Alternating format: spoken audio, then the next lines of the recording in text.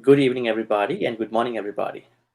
Welcome back to the 49th Dhammapariyesanā series. And in today's interview, I will be interviewed by Yogita. Yogita was in our Dhammapariyesanā series back in January. I probably not in January, I guess, probably in May.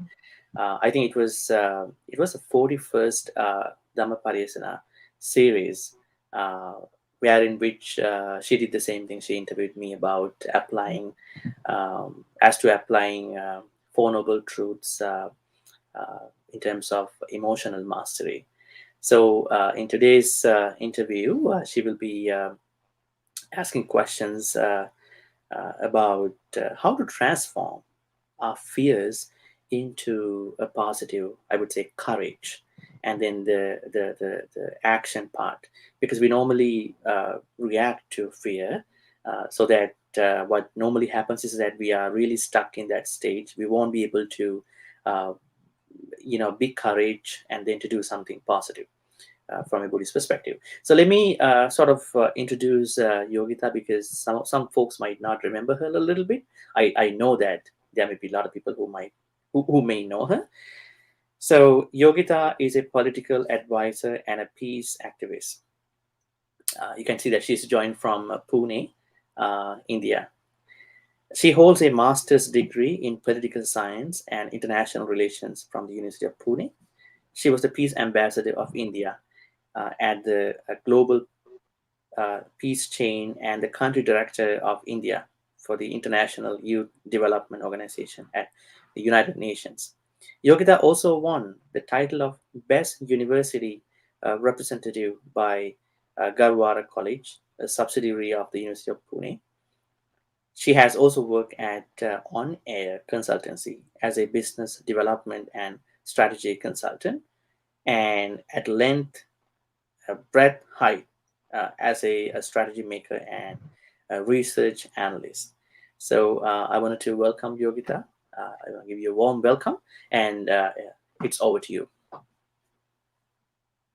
Thank you for. Thank you so much for a warm welcome. Thank you for not forgetting me and remembering me.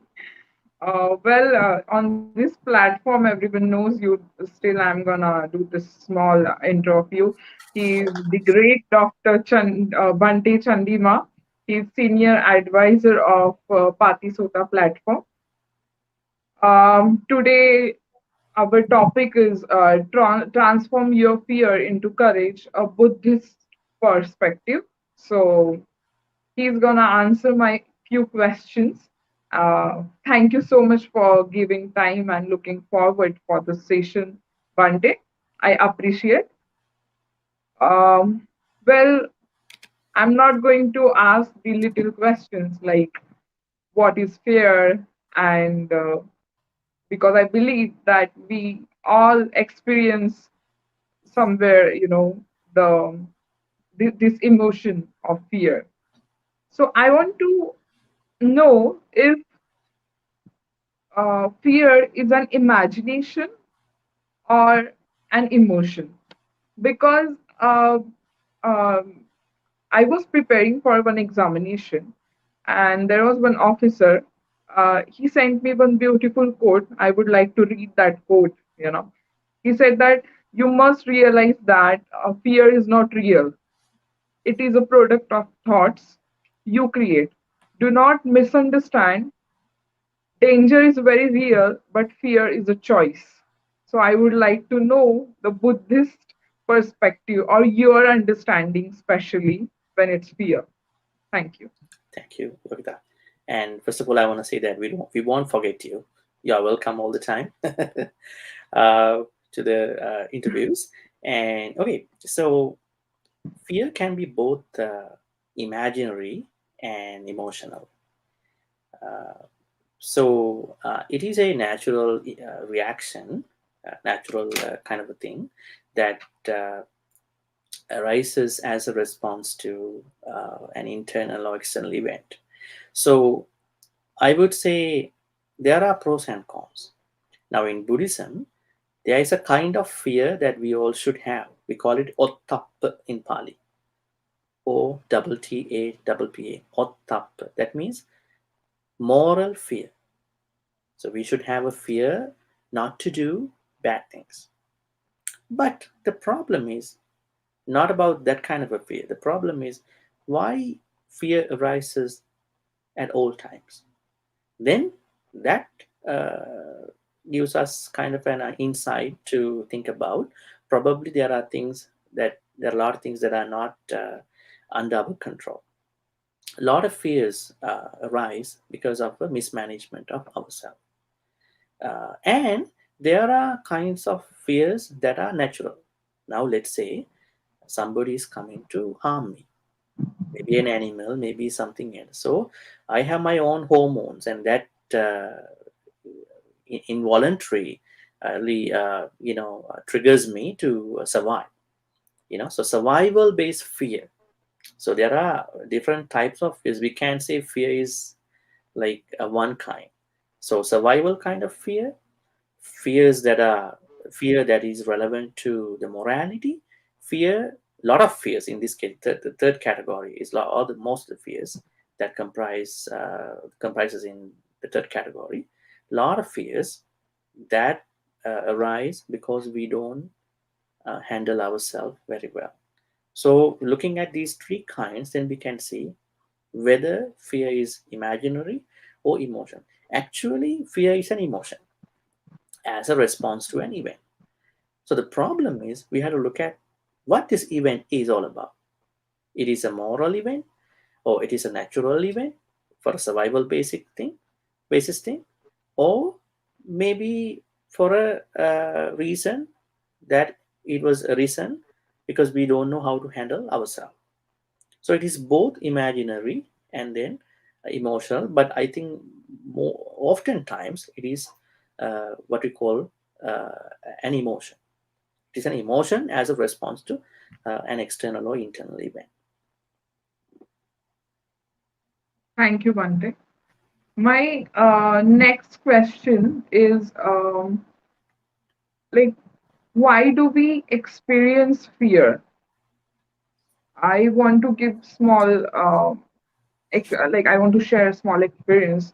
Like, when I was working in Punjab, I told you, and in one rehabilitation center, I met one psychologist, and he said me that we humans, or I can say babies, are born with only two fears. One is loud noise, and second is falling. Um, like uh, they are not afraid of dark or snakes, or like they are not afraid of flying or how they are looking or the color or the body. Uh, after a time, the way we grow old and all, so environmental programming affects us. We can say it can be a racism, it can be a body shaming, or n number of things which convert our emotions in fear. So how you look at it, like why we experience these things? Yeah, a very good question. I mean, now this is more about the causes of fear. Now, in modern days, modern times, we can see racism, I would say body shaming, and then other, I would say, types of discriminations. All the time they affect somebody to be feared because a lot of people don't accept everybody uh, as being the same person. On the other hand, there may be other environmental factors too. Also, there are common fears. Now, why people are feared of? They feared of losing money, love, uh, status, friends, Right. plans. So these are the common reasons. So and also especially they have this a big fear called that whether they will not be able to succeed, they will lose something, right? So there are multiple reasons. So we have to talk about fear depending on the uh, particular cause. Now, for example, in Buddhism, the Buddha says why a lot of people have fears. In one of the suttas, I want to quote that sutta. This is mentioned in Majjhima Nikaya, number 4, called Bhaya Bhairava Sutta. In the Bhaya is fear in Sanskrit, in Pali too. Bhaya Bhairava, fear and terror. Now, these are actually commonly related. Fear and terror. Those are the terrorists. They terrorize people. They Right. actually, scare the people. So fear and terror, they exist, in tandem. So Buddha says, actually, somebody asked a question from the Buddha. The question was, how do you spend alone in this jungle? There are no humans, and probably you might have been very scared of different beings here, animals. And he said, because I have 16 reasons, I was able to spend time without fear and terror. Let me tell you, purified bodily actions. So I don't kill anybody, I don't steal, I don't misbehave. That is purified bodily action. And then I don't speak bad words. I always talk about good words. I always speak the truth. So my verbal action was also very pure. And my livelihood, I'm living on minimalistic things, minimal stuff. And my everything, I have no ill will, I have no what do you call uh, doubts. This is one of the reasons why people have a lot of fears. Okay, they are doubtful whether I will pass the exam, whether I will get this money, whether I will get into the next stage, right? And I don't uh, disparage others. I'm not panic. I am not lazy. I am not mindless. I'm very mindful. I'm always trying to concentrate myself. I'm always trying to be wise. So these are the ways how I stayed fearless even before becoming the Buddha. So that means uh, when people have bad actions, bad words, when people have spending a bad living, when people are too much greedy about stuff, when people are having too much doubts, when people disparage others and only praise themselves, right? When people are lazy, these could be the reason why. When they are not mindful, there are a lot of this kind of reasons that put them in fear and terror. In your case, environmental, in today's world, environment, let's say you are brought up in a house where there is domestic violence. Mother and father fight each other. Probably mother and father argue with each other. Probably some siblings you know uh, talk bad about each other, right? Probably you were raised in a bad neighborhood, yeah, where there are a lot of crimes. You see, people are fighting, people are very Right. much terrified. Probably you were raised in a neighborhood where there are a lot of bombs happening, shootings Right. happening. So all these things can affect. There are multiple reasons. So in Buddhism, these are the 16 fundamental reasons which we can see in the Bhaibhava Sutta.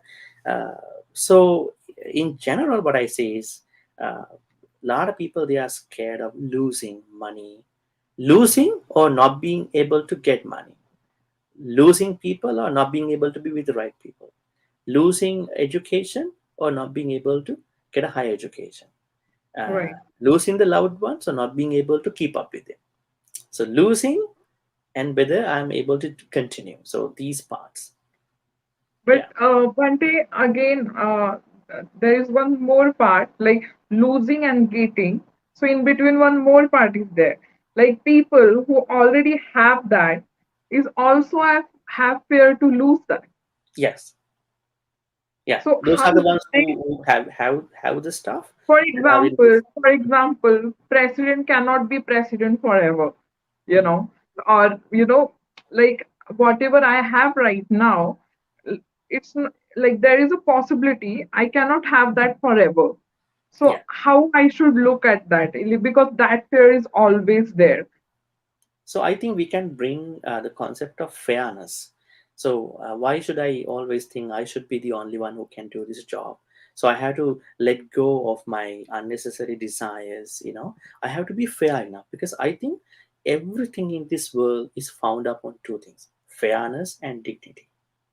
So if I'm very fair enough, then I had to let other people also take over. At the same time, respect with dignity. So, Right. so these two things should be the fundamental things, be that a temple, a country, state, province, a government, a school. This applies to everything. So, one of the reasons why people think that I don't want to step down, because they have extreme greed. Now, this is actually they are feared somebody will take over, somebody will take over in a different way. The foreign people come and do something, right? So that is one of the reasons. Right. So why they think so is that they are not respecting fairness and dignity. So this is what we are always encouraging to combat racism, discrimination, all that. Right. Right. Thank you, Vante, for explaining very nicely. My next question is, how do we overcome fear? Like, I know meditation is one of the way, but again, how to connect those dots? I believe in our previous lecture, when it's about Ashtang Marg, you explain all those eight things very nicely. But when it's about fear, then what is your take on it? How we should tackle this emotion? I think, except the natural fears, I would say we are naturally feared at survival attackers. If a lion comes over here, we're going to get rid of the lion, right?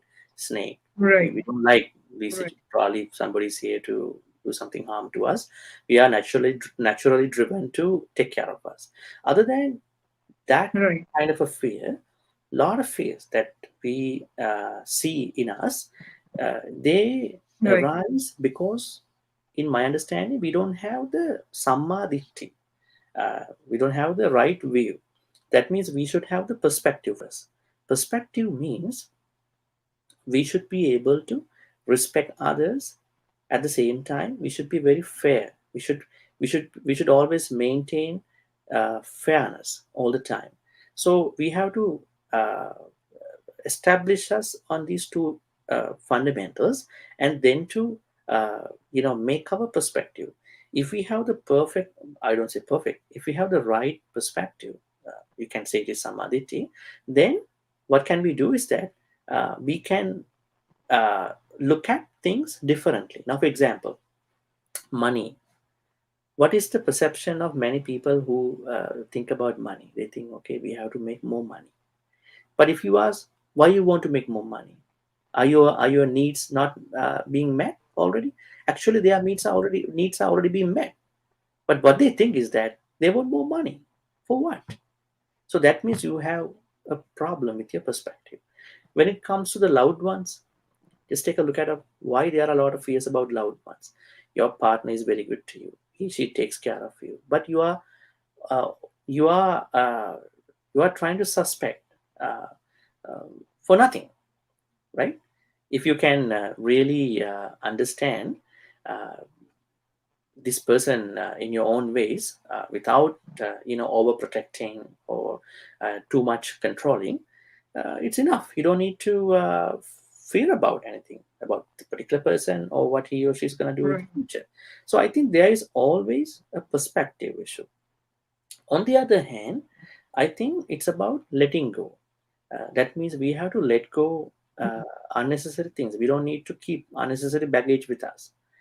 Sometimes you keep. I actually gave a talk about hoarding. A lot of people, they don't want to let go of their stuff.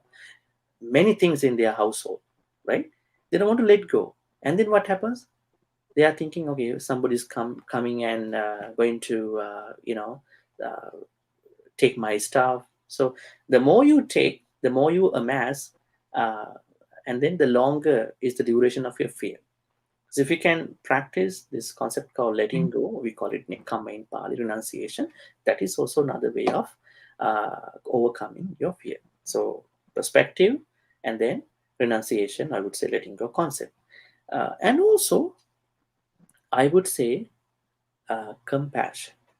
Now, compassion is a very big thing that we all should understand, because I think we are not compassionate enough in our most situations, so that we tend to suspect people. Because of that suspicion, we have a lot of fears. Sometimes they are really irrational. Those fears are irrational. You think that this person will do something harm to you, but he's not, she's not. Because if we Right. practice compassion regularly, then we can see people a bit differently. Now this is also connected to samadhi, right view, perspective issue. So then the first thing is Right. perspective, having the right put the right perspective in your life. Second is letting go of concept. Third is what did we call just now, is about compassion. And fourth is wisdom. Now wisdom is the biggest thing in here, because when somebody attains nibbana in Buddhism, that person is going to be fearless.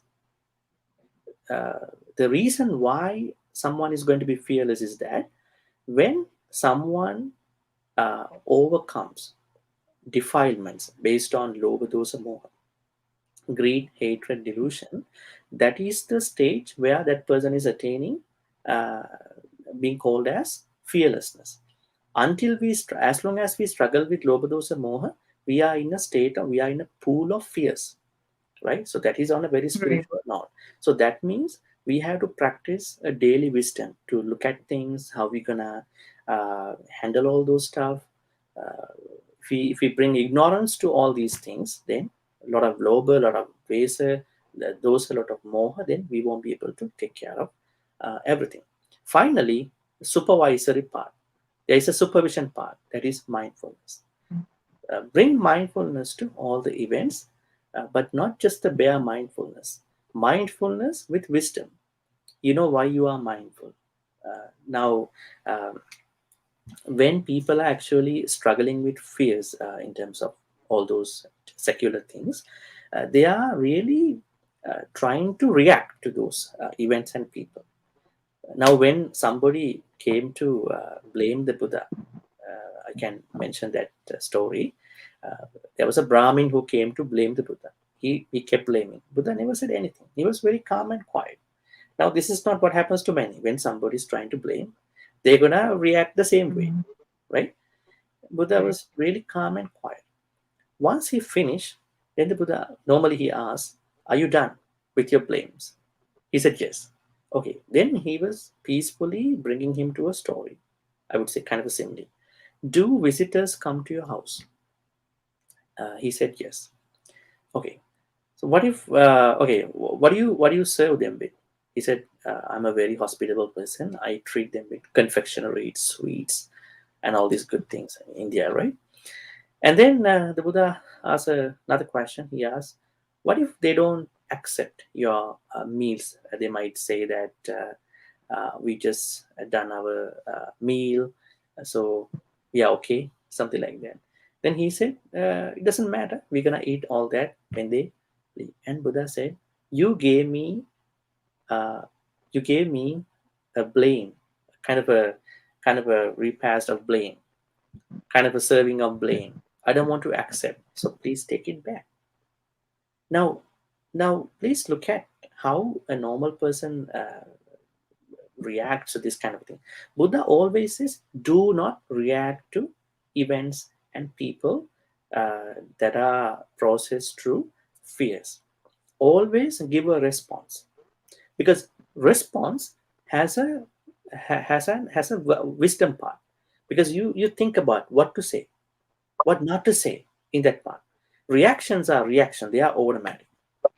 Don't try to let the reactions play a role when you deal with the fears. Always bring you to a response. When you have the perfect response, good response, then you are calming down the situation. You are calm, you calm down the situation, everybody is calm. And that is a very good way to calm your fears. Otherwise, if you're going to lash out the same person with the same speed of, same level of anger and all that, I think fear will become millions, billions of fears, because we don't Right. know what's going to happen after that. Retaliations, all that. Right. Thank you. You beautifully explained difference between response and reaction. I will definitely practice response on words because I believe response is full of mindfulness and wisdom, and it needs awareness rather sensitivity. So thank you for such a beautiful explanation. And I can actually add one more thing, if you have no Yeah, more questions. yeah, please, Okay, please. so the people who are watching this interview might be wondering, what can I do when a fear rises in me? Okay, I always mention this because it's an easy way to handle your fears. There's a method called RAIN method. So RAIN method means whenever a negative emotion, including fear, strikes you, then you have to bring RAIN to that event. How do you do that? R stands for recognizing. That means when the fear is arisen, you have to recognize at least you are feared now. A lot of people, they don't know they are feared, right? R stands for recognizing that you are with this emotion of fear. A stands for accept. Now, this is even harder to many. Once you recognize, accept, you are in fear. You are scared, you are nervous, right? You have to accept that I am in fear now. A stands for acceptance. Then RAI. I stands for investigation. That means you have to investigate the accepted fear through many channels. I would say physically, mentally, emotionally, right? How do we investigate? Now, when you are in fear, your body starts to shake. Trembling and horripilation kicks in, and right, there are a lot of things happening. So you are looking at your bodily changes, physical changes that have struck with the fear. Then mentally, there are a lot of subsequent emotions arise because of fear. Okay, will I be losing something because this is going to happen? Will I be rejected? Will I be you know victimized by somebody, right? Or investigating through mental part. And then emotional part, what are the subsequent emotions that arose because of fear? So then first you recognize there is a fear in me, and then you accepted you have fear already struck you, and then you investigated now already. Then what happens? What you are supposed to do is N, RAIN. N stands for non-identification. Now this is what we call by anatta in Buddhism. Anatta, anicca dukkha anatta. Anatta means you not going to identify you with the event. Now, a lot of people think, okay, he criticized me. Actually, he criticized you. I mean, people might say that he criticized me 2 minutes ago, but you are not the same person now. You are a different person. Why you take it as a blame? Right. If there is a good apology, then you don't need to keep it in your mind. So you have to deconstruct the connection between you and the particular event. Because if you take it in a way, I was feared, this person feared me, then that will give you more fears. So if you can deconstruct the connection between the object of fear, be that a person or somebody, object, another thing, and you, then you have nothing to be worried about. So always bring in RAIN concept, RAIN method, RAIN. It's not the physical rain, huh? It's the RAIN actually. It's kind of an acronym that we can use to any emotion, whether that greed, hatred, delusion, fear. We know fear is actually arisen through all these. I think it's a very practical method that everybody can practice when they are struggling with fears. Thank you so much. I think this RAIN rain is not only for this one emotion, fear, but I think in any stage of life when we are in dilemma to understand uh, any situation, I think these four words, like whatever you have explained right now, will definitely helpful. So thank you so much, Bante. Like when we had a phone call, after that only I wrote something that the when we decided this topic fear. So I was just writing that, the most helpful thing is a thing in overcoming your fears is to become aware of them, identify them, and see them for what they are. And because, like, many of our fears are subtle, and we go through life without ever giving them a second thought, and we let them rule our lives. And these unacknowledged fears can cause a lot of emotional damage. So the main point is to become aware of them. So rather awareness, I will say, to be sensitive, about that emotion.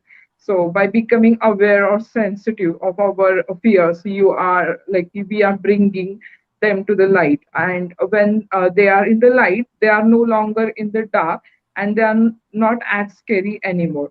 So, like you said, I would like to ask you again the meaning of that N, RAIN, because network is a little bit bad at my end. So, will you please tell me the meaning of that N? RAIN. This is called RAIN method. Actually, this was actually originally introduced by the Insight Meditation Society in the US. R stands for recognize emotions, whatever the bad emotion. I think this is also can be useful to the good emotions too. Sometimes we are overwhelmed with good emotions. Let's say somebody Right. got a good job and so much overwhelmed, right? It can even cause you some physical issues too. Anyways, be that a good emotion or a bad emotion, especially for the bad emotions, including fear, you can first use the first step called R, recognize your emotion. Second, A stands for accept the particular recognized emotion. Third, Right. I stands Right. for investigate the particular Investigate. emotion through physical, mental, emotional channels. And the fourth one, which you call N stands for non-identify. Don't identify it with you. You have to Okay. non-identify. You have to deconstruct the connection between, you and the particular event. And also, Right. I wanna share something very interesting. Now, we were talking about the irrational fears. Those are the ones you can overcome with this method. But there may be some other, like moral fear, which you call by ottappa. You need that fear to avoid the bad things. Okay, so the fear really uses a big time when the fear is irrational, and then the aftermath is coming up. So we are talking about rain method for those irrational fears. I think they make up the lot. They make up most of the fears. Right. So yeah. Right. Other than that, you have to use other main things to, like, I would say perspective is the most important thing. Sometimes you may have done a bad thing. Now you're gonna use rain method to bounce back, but still you haven't fixed that issue. That's why I told you start with perspective. Put the right perspective in your life, right? Then let go as much as you can without harming you and your other people, friends, families, and then be compassionate all the time. You can minimize the fears. Prevention is better than cure, right? So these are the things that you can have Right. uh, to prevent fear coming up. If the fear already arisen, rain method. If the fear is not arisen, then these steps: right perspective, letting go, I would say renunciation, compassion, wisdom, and mindfulness. Those are Right. preventative measures, preventative interventions. But if the fear is already arisen, then you have to handle fear or fears with rain method. So that mindfulness and wisdom, and again, these other things are part of Ashtang Marg itself, right?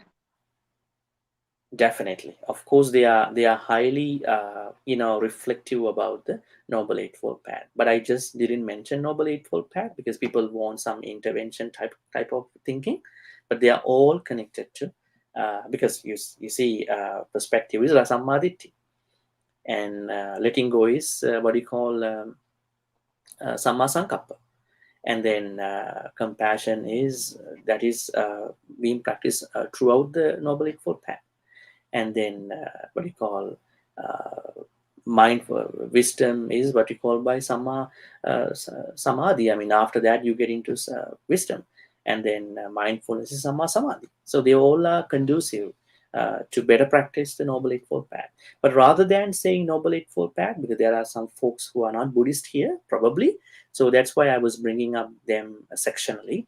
So if you want to prevent fears coming up, then definitely you have to practice right perspective, letting go practice, compassion, wisdom, mindfulness. If you already have fears, then you have to definitely bring in what you call RAIN method. Yes. Thank you so much, Bhante. It was beautiful discussion. As we decided, it should not be the monotonous, and it should be like discussion. Like the layman should understand the concept of fear, and he or she should connect our discussion, with her or his own self. So thank you for explaining so many things in Buddhist perspective.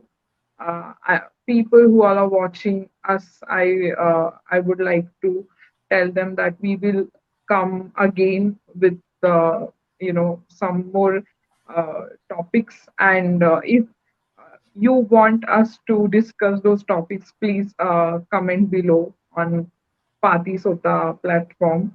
There is Facebook page also, so please comment over there. And thank you for watching us. Thank you for supporting us. Also, thank you, Bhante, for always being there and for beautiful explanation. I will trouble you again with more and more questions in next session. So kindly bear me. Not a So problem. yeah, thank you. Thank you so much and namaste. Dhamma folks, don't be worried, don't be feared that you would lose watching the shows here. Fear can come in different formats, right? There's always kind of a copy, like a video that you can watch anytime. If you have fear, don't worry. Fear is a teaching moment. To mind, it's a teaching moment. Don't think fear is bad. It's a teaching moment to yourself. Whenever fear is arisen, you have preventive measures, you have the RAIN method, but still you have to understand this is a teaching moment. You have to teach yourself. That means I haven't Right. disciplined myself to a certain extent, to this extent, or with this person, with this particular event. And then you will discipline yourself. Thank you, Yogita, Yes. for the second So time. And I more hope importantly, we need to be gentle with our own self first, and gentle. We have to things be will friendly with settle us. down. Some people are very hard on them. They're very hard on them. That's Yes. why fear is giving them a hard time. Thank you, Yogita. It's midnight to you Yes. in Thank you so much, Bhante. Thank take you. care. We will see our folks with another episode in the future, probably in a few weeks, depending on Yogita's schedule and my schedule. Take care. Have a good night. Yeah. Good night. Thank you.